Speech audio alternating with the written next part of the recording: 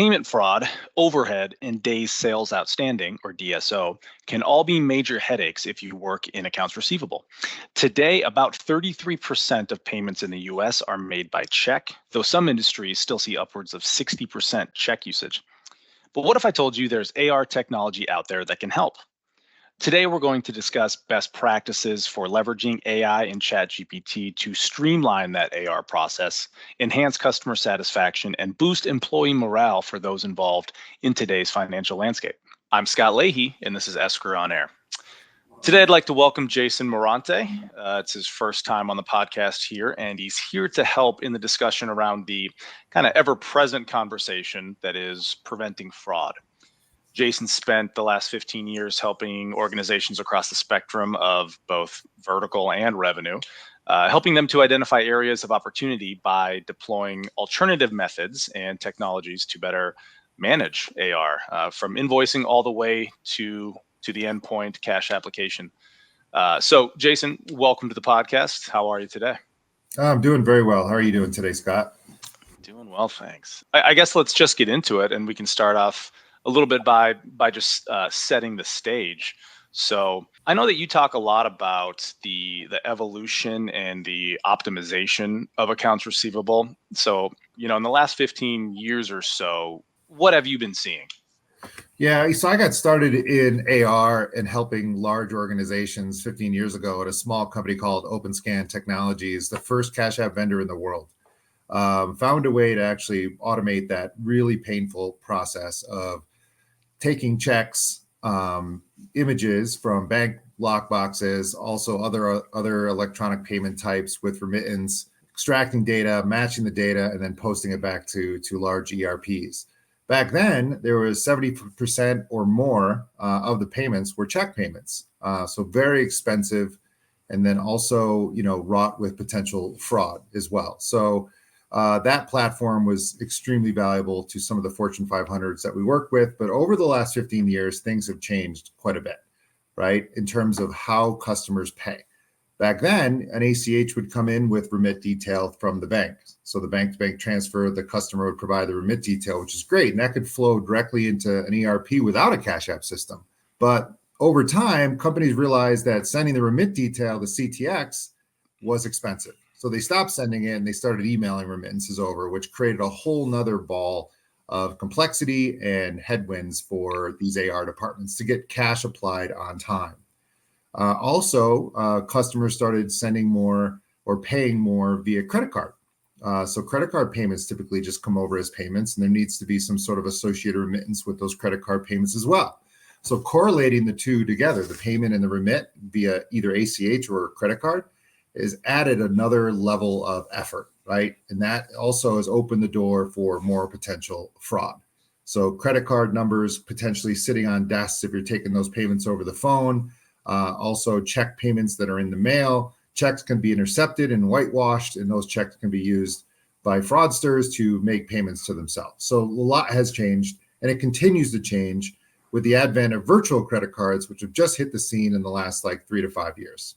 Yeah, so the word you mentioned there, headwinds. So can you talk a little bit more about the headwinds that you are seeing today come up a lot with accounts receivable departments? So what's driving the challenges, and what do you feel like are the attributes of a company that has maybe moved beyond just their peer group and is now kind of a world-class organization, according to, say, the Hackett Group? What are the best practices these companies are deploying? Yeah, these companies need to do more with less these days, right? As we come out of COVID, a lot of companies overstaffed, and now companies have kind of retracted a bit as well. So with the additional complexity, there's less folks doing the job. And when it comes to AR, applying payments especially, it's critical that those payments are applied same day.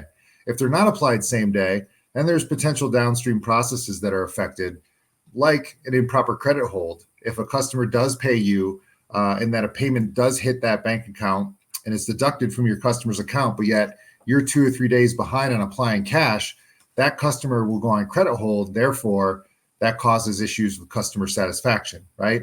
Other headwinds, doing more with less. You have less folks doing these jobs, and you want to keep the folks that you do have. So your employee morale and retention is gone through the roof in terms of importance in the industry. Folks in AR need modern tools. They need AI, ML-based tools to do their jobs more effectively and to have that sort of level of retention that these companies who have scaled back need to keep the people that they currently still have employed. Let's go back to processing checks, as was discussed earlier. Let's talk about some of the negative effects of accepting payment through this method. What are 2 or 3 negative effects that you see most often? Yeah, I mean, I've spent my career in AR trying to help companies increase or decrease the use of checks by their customers, right? Because of what you just said, the potential for fraud, right? But there's 2 other things that are also a factor and a reason why check acceptance rates, in my opinion, should go down close to 0 as possible. Also, the high overhead, right? So you have to process a check.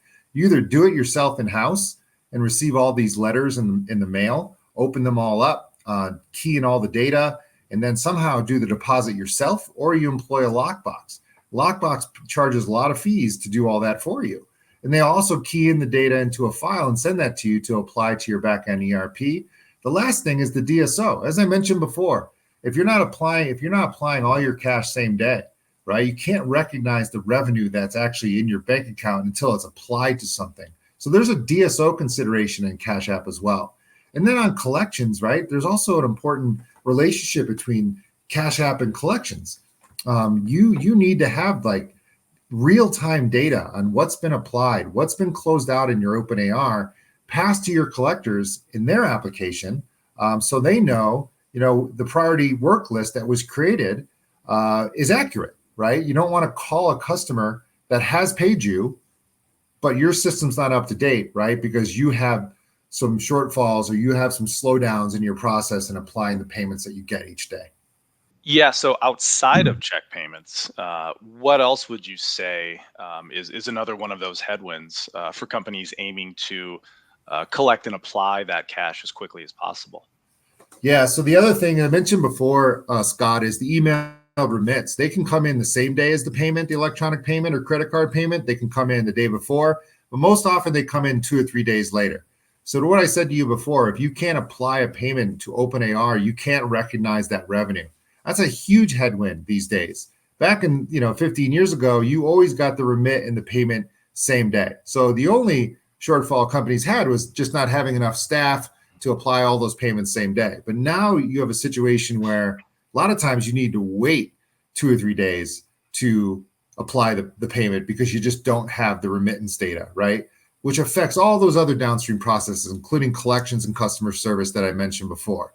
With modern technology, you can basically look at a payment only, be it an electronic payment, a check payment, and modern technology like Esker's Cash App system can look at an out-of-order series of open invoices and potentially with high confidence apply that cash automatically or automatically apply that cash on account and then recycle it is a term we use to wait for that remit. And as it does come in, we can figure out what payments need to be applied, what OpenAR needs to be applied once that remit does come in that we've waited for on our customers' behalf. That's huge in this industry to deal with the decoupled, as we call it, payments and remits. Remits come in via the inbox, payments are coming in from the bank. Something needs to be in place that can remarry those back up, extract the data, match it, and apply it for the collectors and for customer service to have that real-time data and reporting on who's paid what and when.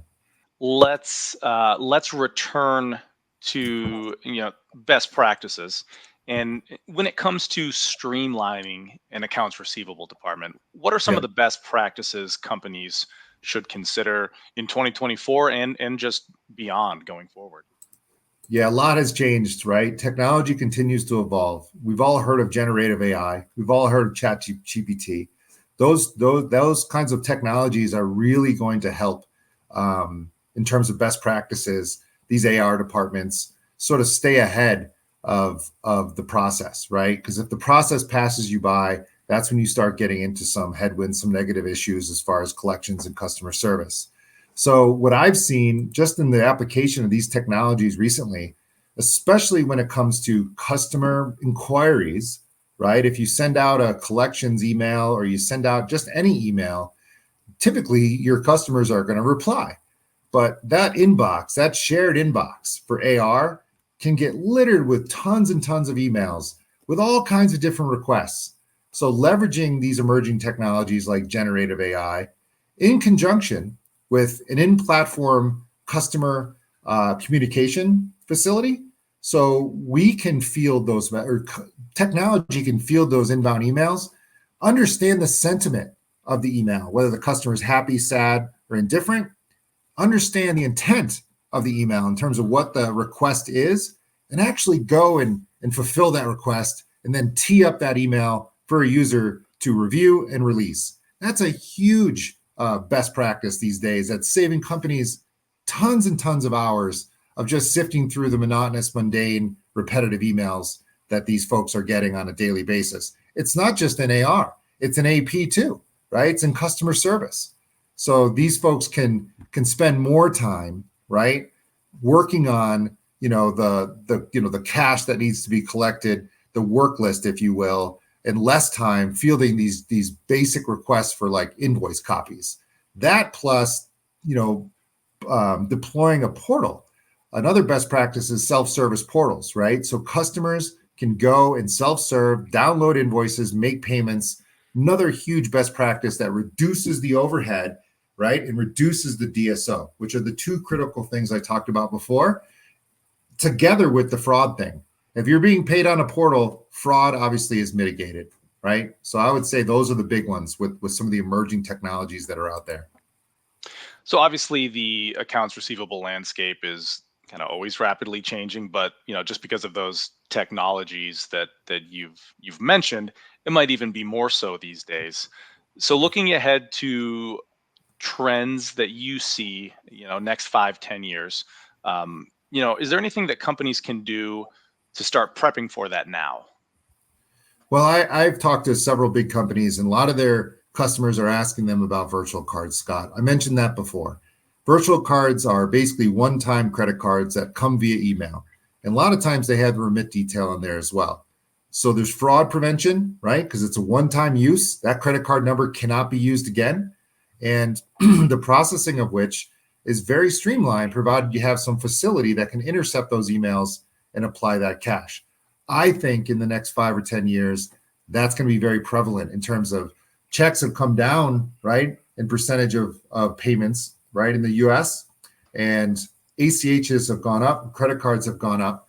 But when you talk about ACHs and those decoupled payments that I mentioned before, the virtual cards could be the next best thing in AR. So having some facility in place that can process those so you don't have to turn away customers that want to pay you that way. I mean, it is an option, but why turn away a payment, in my opinion, right? If you can put something in place that can process those payments that we think are going to be very prevalent in the next 5 to 10 years, why not start looking at that now? Great. Well, let's close it out. Kind of a more broad, open-end question. Esker wanted to put on a podcast with this topic, but I know that you in particular wanted this topic discussed as well. So can you talk a little bit more about just why we decided to do this podcast?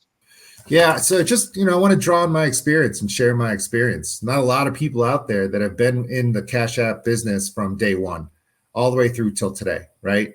I've worked at several companies over the years.